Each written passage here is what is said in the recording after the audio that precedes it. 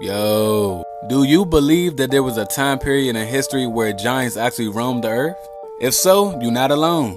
And yes, there is evidence all across the globe that supports that giants once roamed this earth. Now let's get to the fun part. Of course, first we have ancient Egypt, papyrus art. Throughout the time of reign in ancient Egypt, traces of giants were commonly found in their art. And I mean like commonly found, like a lot. All three pieces of ancient Egyptian art shown, the giants are portrayed as kings and queens. They are worshipped. I do believe that they were worshipped to this extent because they helped in the creation of the pyramids of Egypt. Yep, the 3 great pyramids of Egypt. Next we have mountains and more importantly, the Devil's Tower in Wyoming. Alright, so you guys take a look at this. Then take a look at Devil's Tower in Wyoming. Y'all can't tell me that the bottom of this mountain does not resemble a tree stump. Next, you have the giant footprint of South Africa. Specialists did try to go ahead and say that this footprint was carved into the side of this mountain, but I don't think so.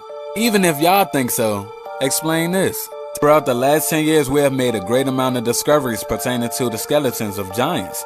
Skeleton specialists and historians are saying that all of these are a hoax, but at the Smithsonian alone, there's a collection of at least 18,000 skeletons and bones that the public doesn't have access to.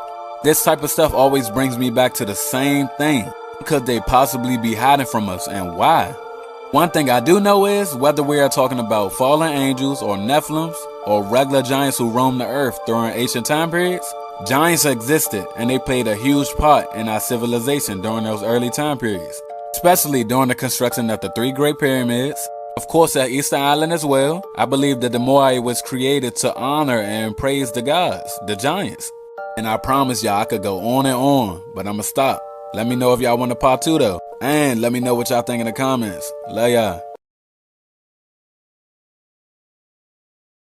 Alright, hear me out. What if the Tricks rabbit was actually trying to save the kids from the tricks? Because tricks are made for kids, but to harm kids. Because if you look at the Tricks ingredients, it's loaded with some fucked up shit. Trisodium phosphate, Red 40, what?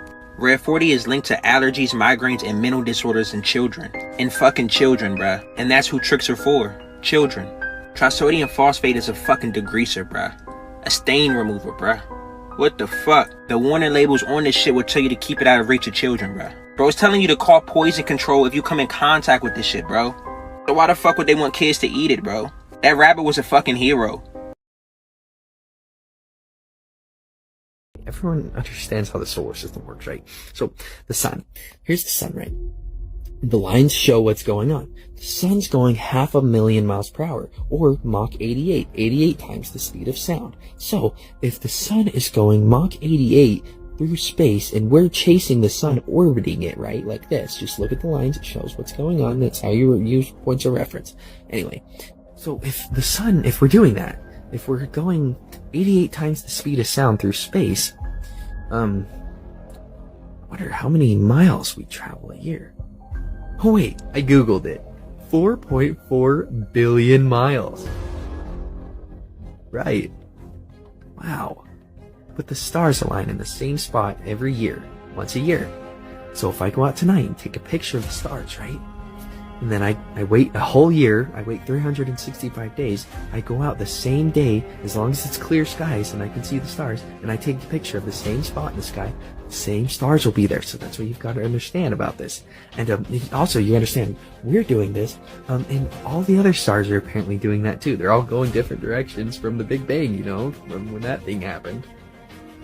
So I know I've shown this in other videos, but no, we're not doing this. We're not just sitting here orbiting the sun like everyone thinks for some reason. They don't. Why doesn't anybody know that we're going Mach 88? We're going 88 times the speed of sound, apparently, chasing the sun while orbiting it. And all the stars.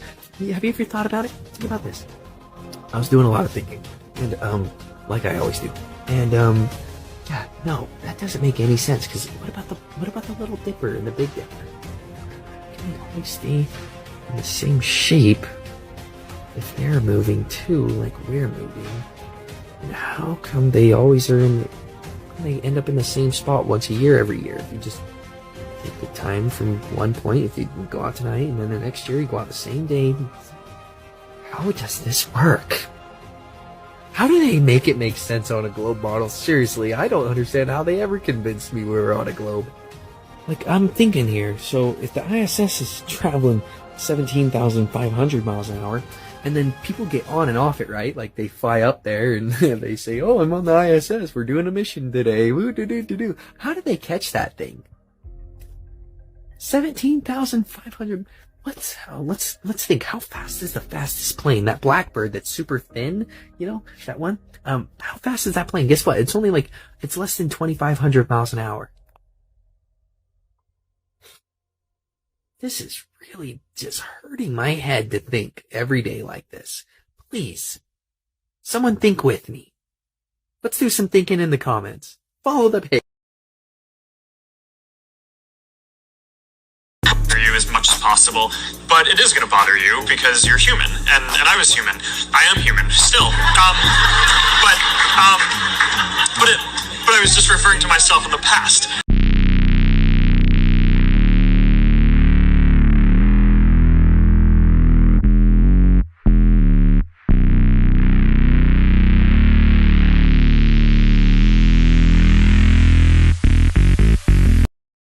No matter how old you are, they have always told us we only explore 5% of the ocean. That's not true. But it's not that we don't want to explore what's in the ocean or that we don't have the technology. It's because for the majority of the 20th century, all we did was ocean exploration. Because the NACA, aka NASA, which was established in 1915, found things in the ocean that they did not want to return to. But what could it possibly be? Could it be aliens? Could the ocean be another entrance to the hollow earth? Could it be an advanced species?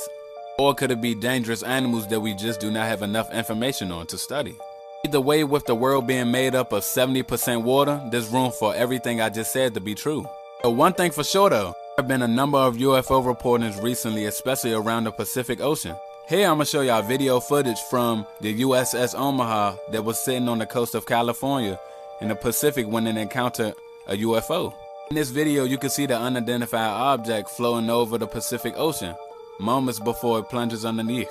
Was recorded inside the Omaha's command center just before 11 p.m. on July 15th. The image on the screen shows a 6-foot in diameter sphere that traveled alongside the Omaha for about an hour. It was pitch black outside, so the image was obtained via a thermal sensor. Personnel in the command center made multiple recordings of what was on the screen. At precisely 11 p.m., the unidentified sphere seemingly vanished into the ocean. Yeah, y'all see how crazy that is? That's not even the worst part. Right after the situation with the first UFO, 14 more UFOs over the course of 3 days were found on a radar surrounding the USS Omaha. I gotta take a look at this. Over a period of hours, crew members on the USS Omaha, which is located in the center of this radar screen, monitored the approach of the unknown objects, as many as 14 at one point, all around the ship. 2 different radar systems watched the objects and estimated their speed. Track 781 just sped up to 46 knots, 50 knots, closing in. 138 knots, fast. Remember, that's just one incident out of the entire world, and the world is made up of 70% ocean. Then remember who recorded the situation, the Navy. It's small stuff like that that allows you to put the pieces together. Alright, so y'all go ahead and let me know what y'all think in the comments, and also let me know if y'all think that they explore more than 5% of the ocean, or if they only explore 5 and they telling the truth. I'm out. I know not all of you missed my content over the last 3 days while I was being, you know, censored in live view only mode on this account. But I'm just going to plug my second account real quick, because this one I'm getting a lot of threats saying that I'm really close to being removed. So if that does happen, I might be posting more content on this page, and then I'll probably make a third page. But in the time being, yeah, none of these photos are real, guys. I've been watching people's live streams saying that the 1972 picture was real. None of them are real. None of them are real. Freaking NASA has more digital artists than Disney. Did you know that? But here's a video of a bunch of pilots saying that the Earth's flat. Did you notice any curvature while we were up there? Curvature, no. No? There's no curvature? It's just all flat. What's up, pilots? Is the earth flat or round? Flat. Thanks. I'm with you. Are you a pilot? Yes, sir. One question. Okay. When you descend in the air, Yeah. do you dip or do you go straight? It's straight. Straight? A little more with the nose out. That's it. But straight. You don't dip Yeah. into the... No. Okay, thank you so much. I appreciate You're you. welcome, sir. Guys, I'm going to ask you a question. Yeah. I've been flying, Yeah. and I've come to the conclusion Yeah. there is no curvature. I never allow for curvature. There's no way there's curvature. Absolutely We're on a none. flat, Where aren't we? is it? Come on, Yeah, show right, it wait, to me. Thank you. I've got a couple of serious questions to ask you. Here we go. Really serious. There's a bit of time. Curvature. Curvature. Yeah. Yeah. We don't allow for curvature, do we? Yeah. For anything, not for you usually. No, we're round. We're a disc, aren't we? Round and flat. Yeah. Sorry. Hey, look, honestly, quite seriously, Yeah. we are, aren't we? Just got one question to ask. Flat or a ball? Flat. Well, I never feel as breaking round. If we live on a ball, surely we'd have to fly around it. Yeah, it feels like flat or a ball. Oh, he agrees with us. I think it's flat. Yeah, me too. I think it's It flat. certainly Me does, too. doesn't it? And you've got that flight instrument down there to keep it flat. Gravity exists. Gravity? There's an unproven theory. No, it's not. I didn't have It one is. question. Unproven Is there like a theories kill specific people. angle of downward tilt you have to fly at to 3 degrees? 3 degrees for the curvature of the Earth? Oh, for the Earth? Because no, we just fly over the troposphere. Really? Yeah. Do you have to keep like kind of going down because? No, we actually have to nose up. It flies. If you need more evidence than that, try my pinned videos. I don't know. OMG. Reptilianos captados. En video.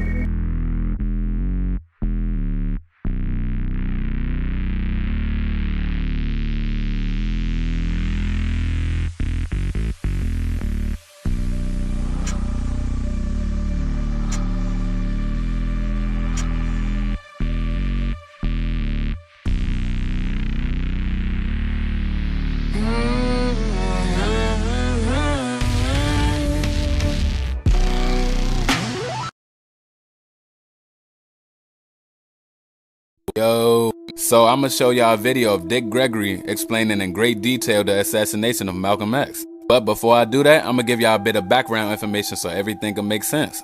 Remember, while watching this video, the two men that were originally found guilty of killing Malcolm X were both exonerated after decades of serving time in jail. And if that's not enough, due to the Freedom of Information Act, the CIA was forced to admit that they rented the Audubon Ballroom a week before his assassination. So that right there gave them plenty of time to set up everything they needed for the assassination. And with those two pieces of groundbreaking information being said, let's get into this video.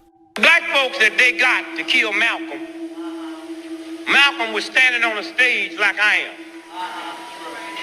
They threw a smoke bomb in the back. When everybody got to watching the commotion, the brothers ran up with double-barrel shotguns and shot him. But under the Freedom of Information Act, we were able to get the autopsy of Malcolm, and all the bullets in Malcolm is going down.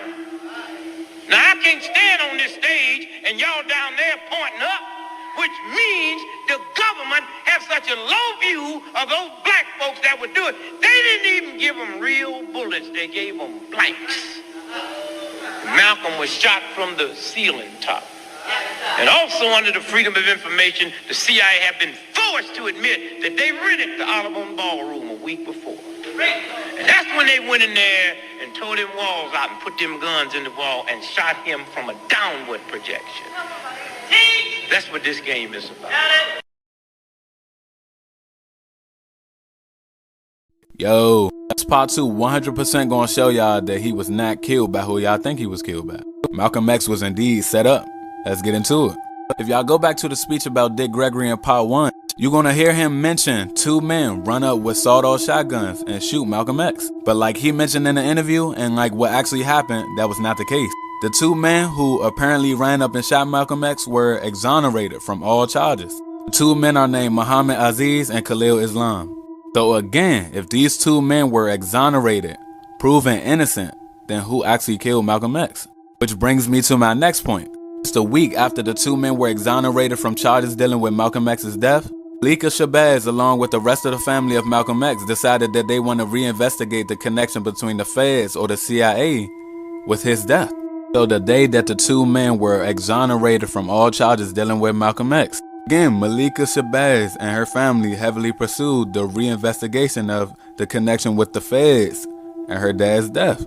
2 days later, after the request for the reinvestigation and the exoneration of the two men found innocent, Malika Shabazz was found dead in her New York apartment by her daughter.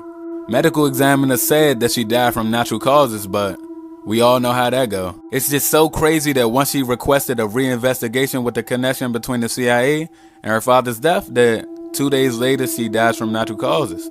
It's crazy, but it make you think. What was actually the cause of Malika Shabazz's death? Alright, now go ahead and let me know what y'all think in the comments.